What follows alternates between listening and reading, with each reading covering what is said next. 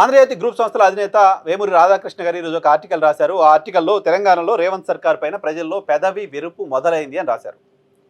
కానీ గడిచిన 2.5 ఏళ్లుగా రేవంత్ రెడ్డి సర్కార్ అద్భుతంగా పనిచేస్తుంది అని ఆయనే రాస్తూ వచ్చారు. సడన్గా 2.5 ఏళ్ల తర్వాత ఇప్పుడు ఎందుకు రేవంత్ సర్కార్ పైన పెదవి విరుపు మొదలైంది ప్రజల్లో అని రాస్తూ వచ్చారు. సో ఆయన మోస్తున్న ప్రభుత్వాలకు వ్యతిరేకంగానో, లేకపోతే ఆయన పోస్తున్న ప్రభుత్వాలని హెచ్చరిస్తున్నట్లుగానో, లేకపోతే ఆయన మోస్తున్న ప్రభుత్వాలని బ్లాక్మెయిల్ చేస్తున్న తరహాలోనో ఇటువంటి ఆర్టికల్స్ ఎందుకు రాస్తారో ఆయన్ని మోస్తున్న ప్రభుత్వాలకి తెలుసు. కాబట్టి దాని గురించి నేను లోతుగా వెళ్ళదలుచుకోవాలి. నేను ప్రజల పక్షాన, ప్రజల కోసం, ప్రజల తరపున ప్రశ్నిస్తానని చెప్తూ వస్తున్న రాధాకృష్ణ గారు కేసీఆర్ మొదటి టర్మ్లో అద్భుతంగా పరిపాలన చేశారు, కానీ రెండో టర్మ్కి వచ్చేసరికి ఆయనలో దురహంకారం బయటపడింది అని ఈ ఆర్టికల్లో మెన్షన్ చేశారు. మొదటి టర్మ్లో కేసీఆర్ బాగా రాశారు, బాగా పనిచేశారు అని ఇప్పుడు ఈయన చెప్తున్నారు. మొదటి టర్మ్ ముగిసి ఎన్నికలు జరిగింది 2018లో. 2018 నవంబర్ డిసెంబర్ ఆ ప్రాంతంలో తెలంగాణ అసెంబ్లీకి ఎన్నికలు జరిగింది. ఒకసారి ఆంధ్రజ్యోతి పాఠకులు కానీ, ఆంధ్రప్రదేశ్ తెలంగాణ రాష్ట్ర ప్రజలు కానీ 2018 ఎన్నికల కంటే ముందు తెలంగాణలో కేసీఆర్ సర్కార్ పైన రాధాకృష్ణ గారు రాసిన ఆర్టికల్స్ ఒక్కసారి చదవండి, ఒకసారి చూడండి. కేసీఆర్ పని అయిపోయింది, కేసీఆర్ గజ్వేల్లో ఎమ్మెల్యేగా కూడా ఓడిపోతున్నారు, కేసీఆర్ ప్రభుత్వం పనికి అయిపోయింది, చంద్రబాబు కాంగ్రెస్ నేతృత్వంలోని మహాకూటమి అధికారంలోకి రాబోతోంది, కేసీఆర్ డబుల్ బెడ్రూమ్ ఇల్లు ఇవ్వలేదు, కేసీఆర్ తెలంగాణ రాష్ట్రాన్ని అధోగతి పాలు చేశారు, కేసీఆర్ తెలంగాణ రాష్ట్రాన్ని అప్పులు పాలు చేశారు. 2018 ఎన్నికల కంటే ముందు ఆంధ్రజ్యోతి పేపర్లో మీరు రాసిన ఆర్టికల్స్ ఇవి. మీరు ఇటువంటి ఆర్టికల్స్ రాసినప్పటికీ ప్రజలే మాత్రం పట్టించుకోకుండా 88 సీట్లు బీఆర్ఎస్ పార్టీకి ఇచ్చి అధికారంలోకి తీసుకొచ్చారు. సో ఆ తర్వాత 5 ఏళ్ల పాటు దురహంకారం వచ్చింది అంటూ మీరు రాస్తూ వచ్చారు. సో కేసీఆర్ హయాంలో జరిగినన్ని భూ దోపిడీలు, భూ కుంభకోణాలు రాస్తే సంవత్సరాల తరబడి సీరియల్ అవుతుంది అంటూ మాట్లాడారు. తెలంగాణలో కాంగ్రెస్ సర్కార్ వచ్చింది. కాంగ్రెస్ సర్కార్ వచ్చిన తర్వాత ఈ 2.5 ఏళ్ళు అద్భుతంగా రేవంత్ రెడ్డి పరిపాలన చేస్తున్నారని రాస్తూ వచ్చారు. రేవంత్ రెడ్డి అద్భుతంగా చేస్తున్నారు, కానీ మంత్రులు మాత్రం ఎవరు కోఆపరేట్ చేయట్లేదంటూ మాట్లాడుతూ వచ్చారు, రాస్తూ వచ్చారు. రేవంత్ రెడ్డికి కాంగ్రెస్ అధిష్టానం ఫ్రీ హ్యాండ్ ఇవ్వట్లేదంటూ రాస్తూ వచ్చారు. ఇలా రేవంత్ రెడ్డిని మాత్రం ప్రొటెక్ట్ చేస్తూ కాంగ్రెస్ పార్టీకి సంబంధించిన మంత్రులని, పార్టీని మాత్రం దోషిగా చూపిస్తూ వచ్చే ప్రయత్నం చేశారు. సో ఇప్పుడు వచ్చి కేసీఆర్ అప్పుడు బాగా చేశారు అంటూ రాస్తున్నారు. ఇప్పటికీ కేసీఆర్ అహంకారం ఇంకా తగ్గలేదు అని రాస్తున్నారు. సో రేవంత్ రెడ్డి మనకి కావలసిన వ్యక్తి కాబట్టి ఆయన తప్పు చేస్తున్నారు అనేది జస్ట్ సలహా రూపంలో, సూచన రూపంలో, చిన్న వార్నింగ్ రూపంలో మీరు ప్రజల ముందు పెట్టే ప్రయత్నం చేస్తున్నారు.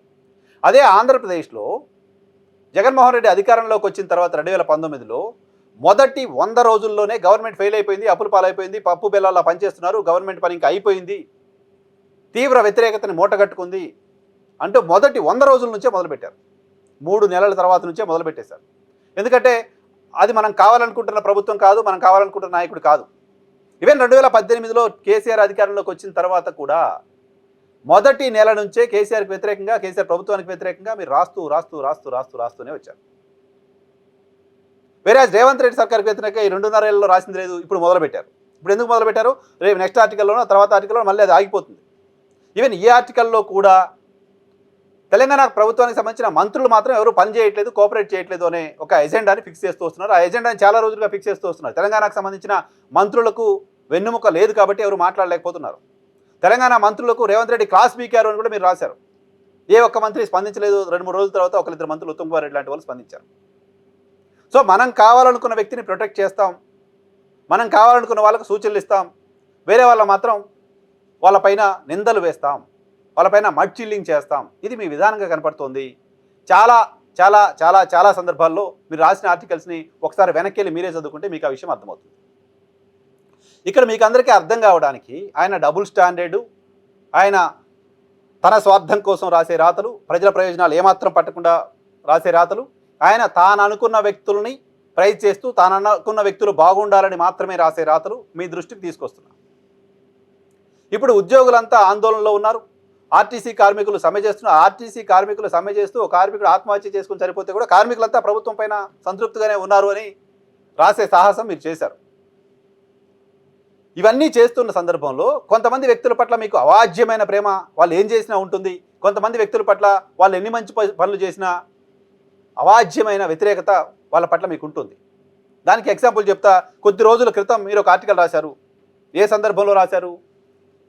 ఆంధ్రప్రదేశ్లో వైఎస్ఆర్ కాంగ్రెస్ పార్టీకి సంబంధించిన అధినేత జగన్మోహన్ రెడ్డి ఏం చెప్తే అది ఆ పార్టీ నాయకులు చేస్తారు. జగన్మోహన్ రెడ్డి చెప్తే ఆ పార్టీ నాయకులు తమ భార్యలను కూడా చెల్లెలుగా భావించి వేరే వాళ్ళకి ఇచ్చి వివాహాలు చేస్తారు అని మీరు వికృతంగా విషం కక్కుతూ రాసిన రాతల పట్ల వ్యతిరేకత వ్యక్తమై మీ కార్యాలయాల ముందు వైఎస్ఆర్ కాంగ్రెస్ పార్టీకి సంబంధించిన నాయకులు ధర్నా చేసినప్పుడు మీరు తప్పు చేసి కూడా, మీరు తప్పు చేశారని గ్రహించి కూడా, మీరు తప్పు చేశారని మీరే గ్రహించి తెల్లారిపోతున్న ఆ అంశాలను పేపర్లో ప్రస్తావించకుండా, తప్పు జరిగిందని తెలిసి కూడా క్షమాపణ చెప్పకుండా దాచుకుని బయటకు వచ్చి ఆ తర్వాత వారం ఆర్టికల్లో మీరు రాసిన మాట, నేను రాజశేఖర్ రెడ్డి పైన పోరాటం చేశాను, నేను కేసీఆర్ పైన పోరాటం చేశాను, జగన్మోహన్ రెడ్డి నాకు ఒక లెక్క, వాళ్ళిద్దరే నన్ను ఏం చేయలేకపోయారు, మీరేం చేస్తారు అని జగన్మోహన్ రెడ్డిని ఉద్దేశించి మీరు రాశారు. ఇక్కడ ఈ ఒక్క సెంటెన్స్ని, ఒక్క వాక్యాన్ని ఆంధ్రప్రదేశ్ తెలంగాణ రాష్ట్ర ప్రజలు ఒకసారి గమనించండి. దాదాపు 20 ఏళ్లకు పైగా ఆంధ్రజ్యోతి రాధాకృష్ణ గారి నేతృత్వంలో నడుస్తోంది. 20 ఏళ్లకు పైగా, దాదాపు 2002-2003 ప్రాంతం నుంచి నడుస్తున్నట్టుంది. ఇన్ని సంవత్సరాల కాలంలో ఆయనే కన్ఫెస్ చేస్తోంది, రాజశేఖర రెడ్డి పైన పోరాటం చేశాను, ఆయన ముఖ్యమంత్రిగా ఉన్నా, ప్రతిపక్ష నేతగా ఉన్నా, కేసీఆర్ పైన పోరాటం చేశాను, ఆయన ముఖ్యమంత్రిగా ఉన్నా, తెలంగాణ ఉద్యమ నాయకుడిగా ఉన్నా అని ఆయన చెప్పదలుచుకున్నారు, చెప్పారు ఓపెన్గా. కానీ నేను చంద్రబాబు పైన కూడా పోరాటం చేశాను, ఇప్పుడు నేను రేవంత్ రెడ్డి పైన కూడా పోరాటం చేస్తున్నాను ప్రజల కోసం అని ఎక్కడ రాయలేరు. రాజశేఖర రెడ్డి ప్రతిపక్షంలో ఉన్నా మీకు శత్రువే, ఆయనకు వ్యతిరేకంగా పోరాటం చేస్తారు. రాజశేఖర రెడ్డి ముఖ్యమంత్రిగా ఉన్నా మీకు శత్రువే, ఆయన పైన మీరు పోరాటం చేస్తారు. కేసీఆర్ ఉద్యమ నాయకుడిగా ఉన్నా మీకు శత్రువే, ఆయన పైన పోరాటం చేస్తారు. కేసీఆర్ ముఖ్యమంత్రిగా ఉన్న శత్రువే, ఆయన పైన పోరాటం చేస్తారు. చంద్రబాబు నాయుడు ముఖ్యమంత్రిగా ఉన్న పోరాటం చేయం, చంద్రబాబు నాయుడు ప్రతిపక్ష నాయకుడిగా ఉన్న పోరాటం చేయం. చంద్రబాబు నాయుడు ఆంధ్రప్రదేశ్ రాష్ట్రానికి 7 సంవత్సరాలకు పైగా ఇప్పుడు ముఖ్యమంత్రిగా ఉన్నారు. విభజిత ఆంధ్రప్రదేశ్ రాష్ట్రానికి, ఉమ్మడి రాష్ట్రానికి 9 ఏళ్ళు ముఖ్యమంత్రిగా ఉన్నారు. దాదాపు 16 సంవత్సరాల పాటు ముఖ్యమంత్రి పదవీ కాలాన్ని ఆయన పూర్తి చేసుకోబోతున్నారు. 16 సంవత్సరాలు ముఖ్యమంత్రిగా ఉన్న వ్యక్తి పైన కదా పోరాటం చేసి ఉండాల్సిన.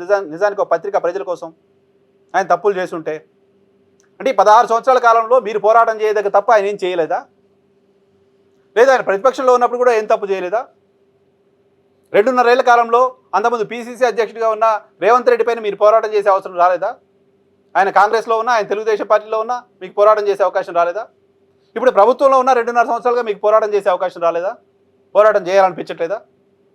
ఎందుకు అనిపించట్లేదు అంటే, కేసీఆర్, వైఎస్ రాజశేఖర రెడ్డి, జగన్మోహన్ రెడ్డి మాత్రం మీకు శత్రువులు కాబట్టి మీరు వాళ్ళపైన పోరాటం చేస్తారు. చంద్రబాబు నాయుడు గారు, రేవంత్ రెడ్డి గారు మీకు మిత్రులు కాబట్టి మీరు వాళ్ళపైన పోరాటం చేయరు. వాళ్ళు ఎంత పెద్ద తప్పులు చేసినా చిన్న చిన్న సలహాలు సూచనలు ఇస్తారు. ఆ సలహాలు సూచనలు హెచ్చరికలు కూడా మీ ప్రయోజనాల కోసం ఉంటాయి తప్ప రాష్ట్ర ప్రజల ప్రయోజనాల కోసం ఉండవు. ఇది ప్రజలు అనుకుంటున్న మాట. మీరు రాసిన ఆర్టికల్ ద్వారా మీరే ప్రూవ్ చేసుకుంటున్నారు. మీకు కావాల్సిన వాళ్ళ పట్ల ఒక రకంగా, మీరు జీవితకాలం వ్యతిరేకించిన వాళ్ళ పట్ల ఇంకో రకంగా రాస్తారు అని.